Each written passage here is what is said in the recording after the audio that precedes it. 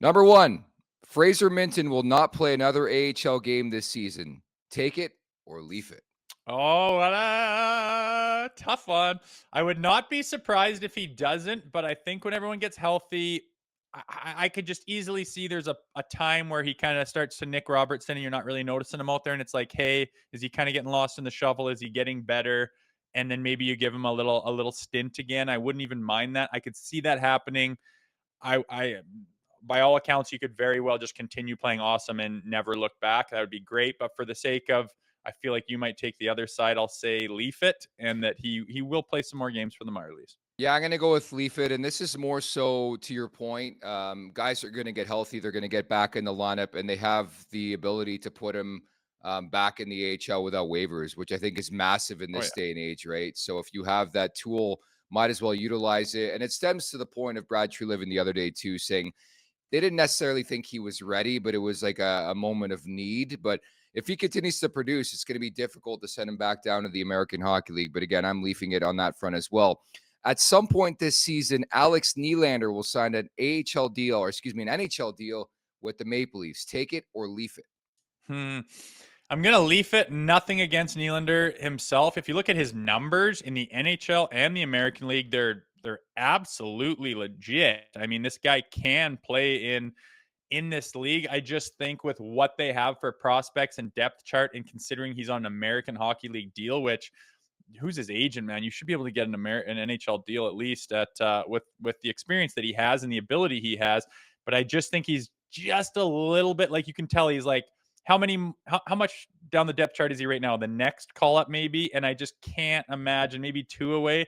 I cannot imagine that more guys are going to be hurt than there are right now at some point in this season, which would be what it takes to get him up.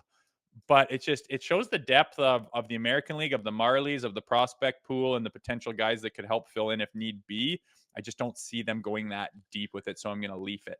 I'm going to go with leave it. I don't know anything about what's going on behind the scenes, but I have a feeling like if Nylander wanted to try to attack an NHL job with a team who needs a forward, like a Chicago or a San Jose, I think he can do it. I honestly think he signed in Toronto to hang out with his brother and be close to him and play some good level hockey. Like the AHL is still really good hockey, but I think he's the perfect example of a guy who's just better suited and can't crack the NHL. But it's amazing how the conversation has changed. If you recall, back in the summer where all this came to fruition, people are like, this guy's got a legit shot. They just stole Alex Nylander. He had an unbelievable finish last year with Columbus. I think we found out rather quickly in camp, this guy's an AHLer, man. I mean, I've seen guys get called up and be in the NHL with worse numbers than him. I can't say I've intently watched him play and dissected his game. I don't know it to the level of having a real strong opinion on it. I can look at his numbers and see what he does. There's a reason he couldn't find an NHL deal this year, and whether that changes or not, I'm not sure. But by all accounts, if you're in a bad spot and you need a guy to come up who has a bit of experience, who can play hockey, who knows what he's doing, he would be a pretty good fit. And maybe that happens with the Leafs. Maybe it happens with a different team. But as we're seeing right now, as depleted as they are, he's still not a guy they're knocking on his door. So by that stretch, I would say he probably is not going to be seen this year. Number 3, the third and final one. Craig Berube will be a finalist for the Jack Adams Trophy this season. Take it or leave it. It's going to depend heavily on where the Maple Leafs finish ultimately and what they do. If they have any kind of a playoff run, like if they get to the Eastern Finals, I think he's a shoo-in for it, for a team that, it's regular season. Yeah, but they don't announce it till after you but realize it's voted on. It's voted on pretty much on the regular season. Yeah, I think just to be a finalist. Yeah, I'm talking about it, whether he wins it or not will depend on how they do. But I think he'll absolutely be a finalist for it, unless something disastrous happens with the season. You took a group who's had nothing but difficulty finding their groove and understanding who they are, and they've had success but can never get over the hump of when it matters, and in the market that wants it more than anything and is screaming from the mountaintops, we just want some success in the playoffs. And if this guy turns his team around, makes them look different, makes them look potent, and to have the ability to do that, he'll absolutely be on the ballot. And I think if they have any amount of success in the postseason, I think Craig Berube should by all accounts win it.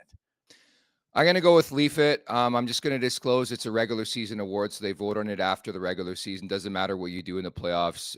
Don't blame me. That's just the wording of the rule, and that's the way they define it.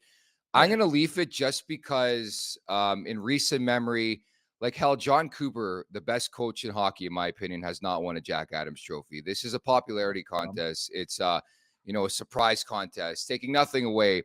But just off the top of my head, in 20 games, there's so many guys who I think should be involved in the conversation. Spencer Carberry with Washington, Scott Arniel with Winnipeg, John Hines, Calgary as well. I mean, there's just so many different looks, and there's only 3 guys who become finalists, where I think you look at Berube, the expectation already there, the Maple Leafs are going to be a 100-plus points team. I think the only path to him being a finalist is a President's Trophy, quite frankly.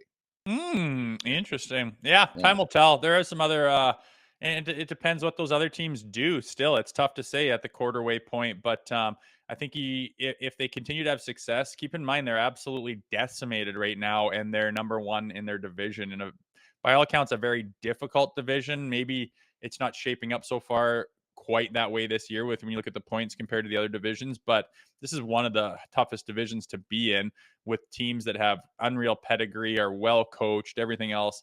And they're kicking ass in it right now while they're completely depleted without even their best player possibly in the world. So it's a guy that's in the conversation. I would not be surprised if he got nominated by the end of the year.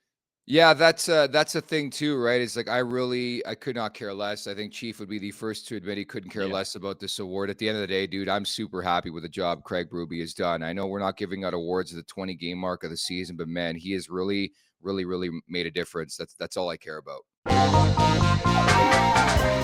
Make sure to check out more of our content right here on the Leafs Nation YouTube page. We got long-form interviews, we got clips, we got epic rants by Jay Rosehill. We simply have it all. And don't forget, you can find out much more at theleafsnation.com. Thanks so much for watching.